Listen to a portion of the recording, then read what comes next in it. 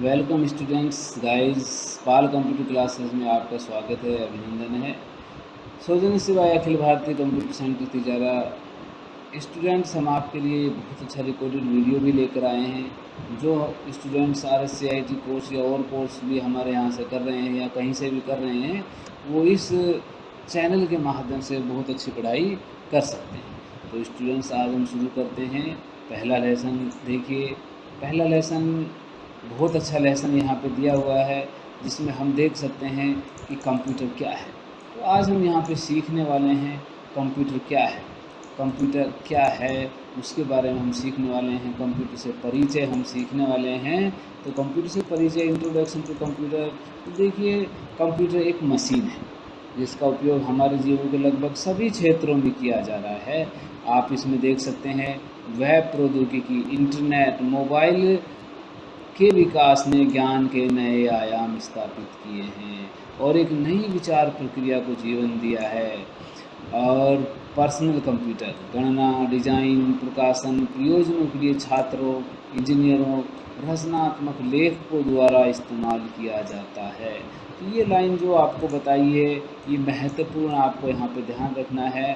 Personal computer कौन कौन से होते हैं आप देख सकते हैं। डेस्कटॉप आप देख सकते हैं, ये डेस्कटॉप पर्सनल कंप्यूटर की श्रेणी में आते हैं। लैपटॉप पर्सनल कंप्यूटर की श्रेणी में आते हैं। टैबलेट पर्सनल कंप्यूटर में आते हैं। टैबलेट पर्सनल कंप्यूटर में की श्रेणी में आते हैं। और इसके अलावा आप स्मार्टफोन, ये सभी कंप्यूटर्स आप यहाँ पे बहुत ज़्यादा यूज करते हैं। और स्मार्टफोन ये सभी पर्सनल कंप्यूटर की श्रेणी में आते हैं, जो सामान्य उपयोग का काम करते हैं। ये सभी पर्सनल कंप्यूटर की श्रेणी में आते हैं। Desktop, laptop, tablet, smartphone. तो पर्सनल कंप्यूटर, देखिए कंप्यूटर का विकास जो 1642 में हुआ था, आप यहाँ पे क्वेश्चन भी लिख सकते हो, कंप्यूटर का विकास कब हुआ था। 1642 में कंप्यूटर का विकास हुआ था। और किसके रूप में हुआ था? एक पर्सनल कंप्यूटर के रूप में हुआ था। आप कंप्यूटर में देख रहे हैं, पर्सनल कंप्यूटर के साथ आप घर बैठ के भी काम से कर सकते हैं और इसके साथ साथ पढ़ाई कर सकते हैं। आज आप देख रहे हैं कंप्यूटर में इंटरनेट प्रौद्योगिकी से हर व्यक्ति को सभी जानकारी प्राप्त होना संभव हुआ है। लोग अब पूछताछ, बैंकिंग, खरीदारी, अन्य कार्यों के लिए कंप्यूटर का उपयोग कर रहे हैं। और वर्तमान में हम सूचना के सुपर हाईवे के युग से गुजर रहे हैं। हमें सभी जानकारी बस एक क्लिक मात्र करने से प्राप्त हो जाती है। ये यहाँ पे आपको बताया पर्सनल कंप्यूटर। आप यहाँ पे देखेंगे पर्सनल कंप्यूटर यानी डेस्कटॉप कंप्यूटर किस प्रकार का दिखाई देता है, जिसमें पहले मॉनिटर चलते थे, आज के लिए LCD मॉनिटर्स आ गए। एक नीचे यहाँ पे CPU कंप्यूटर का जो मस्तिष्क भी कहलाता है, CPU यहाँ पे आप देख पा रहे हैं।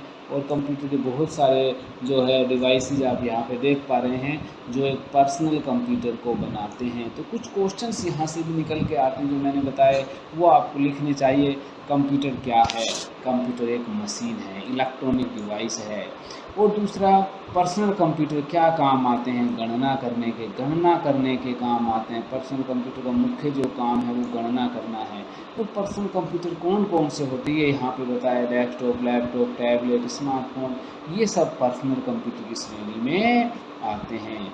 इसके बाद देखेंगे कंप्यूटर का वर्गीकरण भी यहाँ पे देखो बहुत अच्छा बताया हुआ है कि कंप्यूटर कौन कौन से कंप्यूटर होते हैं, कितने प्रकार के कंप्यूटर होते हैं, वो हम यहाँ पे सीख सकते हैं। कंप्यूटर अपनी डेटा प्रोसेसिंग क्षमता के आधार पर वर्गीकृत किया गया है, जो उनके उद्देश्य, डेटा को संभालने की क्षमता, कार्य क्षमता, आकार, भंडारण क्षमता और प्रदर्शन के आधार पर वर्गीकृत किए गए हैं। यहाँ आप देखेंगे कंप्यूटर मुख्य रूप से 3 प्रकार के बताए गए हैं। एनालॉग कंप्यूटर, दूसरा डिजिटल कंप्यूटर और तीसरा हाइब्रिड कंप्यूटर। बहुत अच्छा यहाँ पे दिया हुआ है। स्टूडेंट्स, आप यहाँ पे देख सकते हैं एनालॉग कंप्यूटर। एनालॉग कंप्यूटर क्या काम करते हैं? बहुत अच्छा एक छोटा सा डेफिनेशन आप लिख सकते हो। वोल्टेज और चेक कर सकते हैं हम, करंट को मापने का काम करते हैं। वैसे हमारे इस कोर्स में ये नहीं आएगा, तो ये सिर्फ आपको इतना ध्यान रखना है, एनालॉग कंप्यूटर क्या काम करते हैं? वोल्टेज को चेक करते हैं, करंट को मेजर करने का काम करते हैं।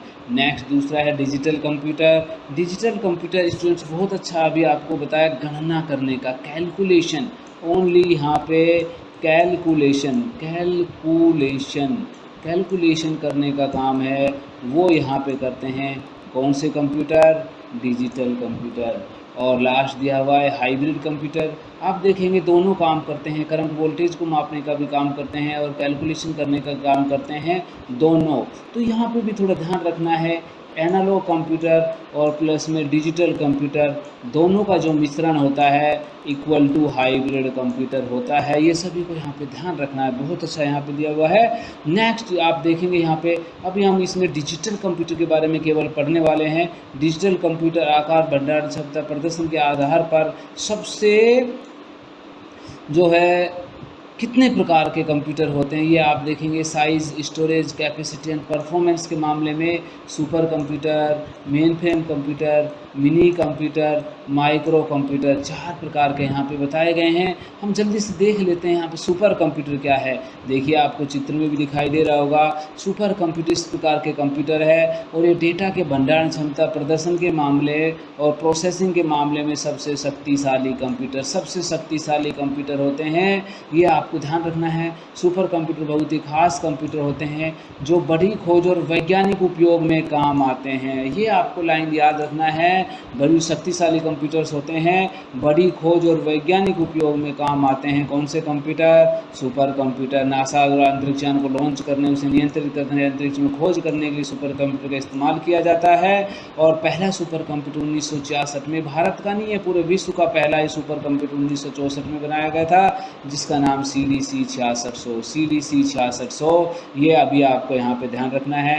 नेक्स्ट देखेंगे सुपर कंप्यूटर का उपयोग क्या है। मौसम की भविष्यवाणी, भूकंप की जानकारी, संचार, कम्युनिकेशन, ये इसके उपयोग यहाँ पे दिए हुए हैं। IBM को अमेरिका में सुपर कंप्यूटर है, फिजिक्स की कंप्यूटर जापान में सुपर कंप्यूटर है, परम सुपर कंप्यूटर भारत के सबसे शक्तिशाली कंप्यूटर का नाम क्या है? परम सुपर कंप्यूटर। ये आप सभी को यहाँ पे ध्यान रखना है। परम सुपर कंप्यूटर, भारत का सबसे शक्तिशाली कंप्यूटर कौन सा है? परम सुपर कंप्यूटर। इसके क्वेश्चंस आते हैं।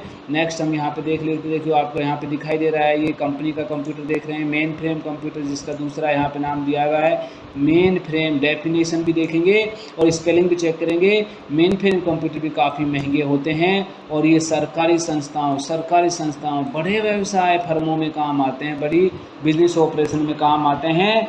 विशाल बैंकिंग संस्थान, इंश्योरेंस कंपनियों में ग्राहकों के डेटा को रखने के लिए मेन फ्रेम कंप्यूटर का उपयोग किया जाता है। आप यहाँ पे देख रहे हैं physics, ICL, VME, Hitachi, Z800 इसके एग्जांपल्स दिए हुए हैं। नेक्स्ट मिनी कंप्यूटर, प्राय छोटे व्यापार में काम आते हैं मिनी कंप्यूटर। और main frame computer super computer समान शक्तिशाली तो नहीं होते, फिर भी शक्तिशाली मशीन की गिनती में आते हैं। इसका एक और क्वेश्चन आता है, सिंगल यूजर मल्टी यूजर के कॉन्सेप्ट पर काम करते हैं। और K202 taxon instrument, TI 990, SDS 92 इसके एग्जाम्पल है।